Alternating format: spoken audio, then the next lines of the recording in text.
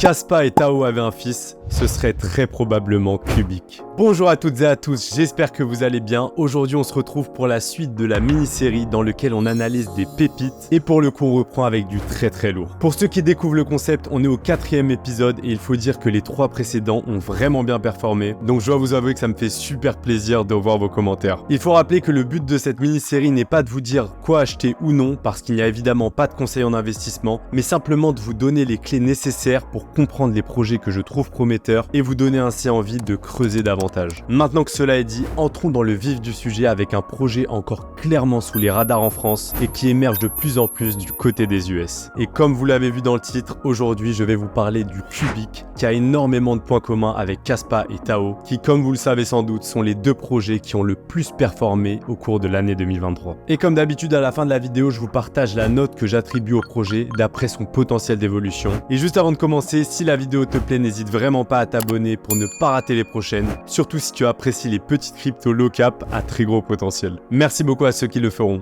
Sans plus attendre, c'est parti. Tout d'abord, il faut savoir qu'à chaque bull run, les cryptos qui performent le plus ont souvent 3 caractéristiques bien distinctes. 1. Elles appartiennent au narratif explosif du moment. 2. Elles font leur tout premier bull run. Et 3, elles ont une forte utilité ou une innovation technologique importante. L'exemple parfait est le Solana qui faisait partie du narratif des Ethereum Killers, donc des Layer 1 alternatifs à Ethereum, sorti juste avant le bull run de 2021 et qui a simplement fait un x200 en quelques mois. Et pourquoi je vous parle de ça maintenant? Parce que le projet du jour possède les 3 caractéristiques à mes yeux. Comme on l'a vu sur une précédente vidéo sur les narratifs explosifs du prochain bull run, celui de l'intelligence artificielle pourrait être le grand leader. De plus, Cubic est sorti en août 2023, donc très récent, et vivra donc son premier bull run. Et enfin, le projet Cubic a une forte utilité qu'on va détailler par la suite. Cubic, en une phrase, utilise le consensus de Proof of Useful Work, qu'on abrège en POUW, qui permet d'entraîner des modèles d'intelligence artificielle. Alors ne quitte pas la vidéo, je vais t'expliquer simplement ce terme un peu barbare. Si tu es sur la vidéo, tu dois sûrement connaître le Proof of Work, donc la preuve de travail, qui est le consensus derrière des projets tels que BitTensor,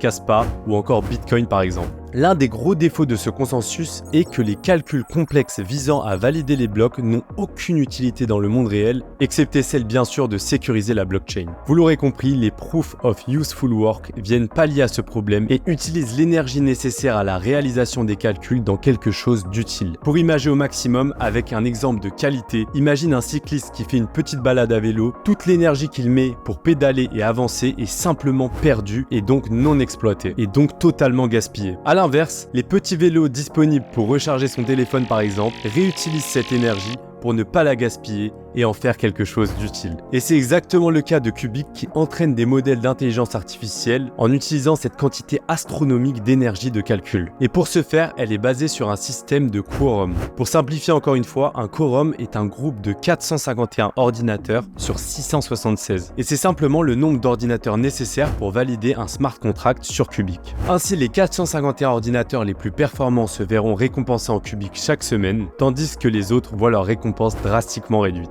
Bon, je vous l'accorde, c'est extrêmement simplifié, mais le but de la vidéo est de vous présenter les grandes lignes. Les documents officiels seront évidemment en description pour les plus curieux d'entre vous. Cubic se définit donc comme une plateforme open source ultra décentralisée avec une grande sécurité, une exécution de smart contracts de manière quasi instantanée avec près de 40 millions de transactions par seconde et prenant en charge les applications décentralisées. Waouh, je dois admettre que sur le papier, ça sonne vraiment bien. Pour mener à bien un projet aussi complexe et ambitieux, il faut nécessairement une équipe qui a de l'expérience dans le domaine et pour le coup c'est aussi un des gros points forts du projet. Le fondateur du projet n'est autre que Sergey Ivancheglo, désolé si je déforme un petit peu son nom, qui est aussi le cofondateur de IOTA et de NXT. Pour rappel, le projet IOTA a atteint la 7e plus grosse capitalisation du marché crypto lors du bull run de 2017. Donc il en est clairement pas à son coup d'essai le Sergey. De plus, il travaillerait sur le projet Cubic depuis 2012, soit quelques années après le launch de Bitcoin. C'est quand même à prendre avec des pincettes parce que j'ai pas trouvé de documents qui le prouvent. Le reste de l'équipe est aussi docs et possède une grosse expérience dans le milieu de la blockchain. Et juste avant de passer à la tokenomics du projet, si tu aimes cette petite série et la présentation des pépites que je te fais, je t'invite vraiment à laisser un tout petit pouce bleu sous la vidéo parce que c'est totalement gratuit, ça prend 3 secondes et ça m'aide infiniment à développer la chaîne tout en vous proposant du contenu de meilleure qualité à chaque fois. Merci beaucoup à ceux qui le feront, on reprend la vidéo. Bon, pour le coup, la tokenomics du projet est légèrement particulière et atypique. On est une nouvelle fois sur un fair launch à l'instar du Caspa et du Tao, qui est un critère non essentiel et que je trouve très positif, surtout dans le milieu des low cap. D'ailleurs, si vous voulez plus de détails sur les Fairloan, j'en ai fait une vidéo que vous trouverez juste ici. Et pour enchaîner sur la tokenomics, un point crucial du projet est que seulement 10% des jetons sont en circulation, avec une max supply de 1000 trilliards de jetons.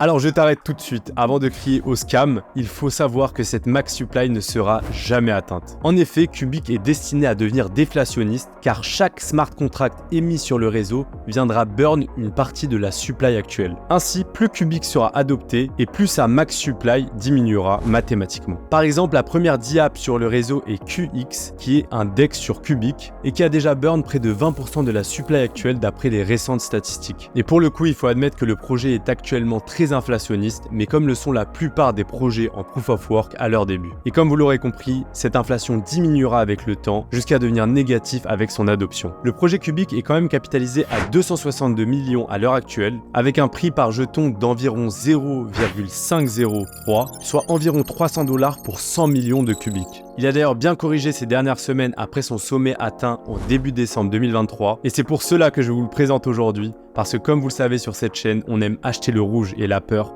pour revendre l'euphorie en plein bull run. Le projet est uniquement disponible sur des échangeurs centralisés très peu connus comme SafeTrade et TradeOgre, mais a pour ambition d'être listé très prochainement sur d'autres plateformes de tier 2. À titre personnel, j'ai créé un compte chez SafeTrade exclusivement pour acheter ce projet, mais j'ai vite sorti mes Cubic sur le wallet officiel pour ne laisser aucun fonds sur ces plateformes centralisées et ainsi détenir mes propres cryptos. D'ailleurs, si vous voulez un tuto, n'hésitez pas à me suivre sur Twitter en description parce que je ferai sûrement un thread pour expliquer ça dans les prochains jours. Et en parlant de Twitter d'ailleurs, c'est un indicateur très important à prendre en compte pour évaluer les low cap, qui permet de voir l'engagement de la communauté envers le projet. Et bien que quasiment personne n'en parle en France, le projet est en train de prendre de l'ampleur aux États-Unis et le compte Twitter officiel du projet comptabilise près de 35 000 abonnés avec un engagement moyen d'environ 400 likes par tweet, ce qui est très correct pour un projet de cette capitalisation. Bon, bien que le projet soit ultra prometteur sur le papier, Cubic est encore un projet très jeune avec beaucoup de promesses et clairement à très haut risque. Sa tokenomics assez particulière peut effrayer certains investisseurs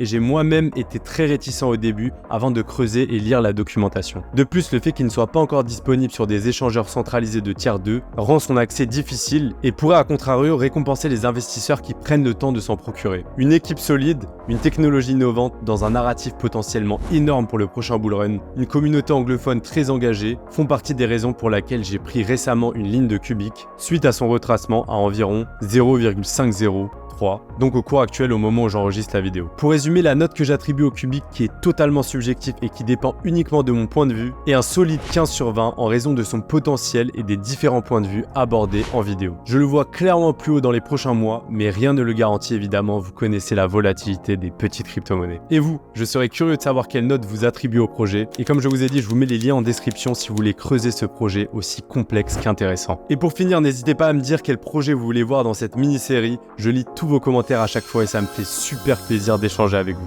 C'en est tout pour cette vidéo, vous pouvez cliquer juste ici pour voir les différentes pépites présentées au cours de la série. Et moi, je vous dis à très vite pour une prochaine vidéo. C'était Crypto Fuego.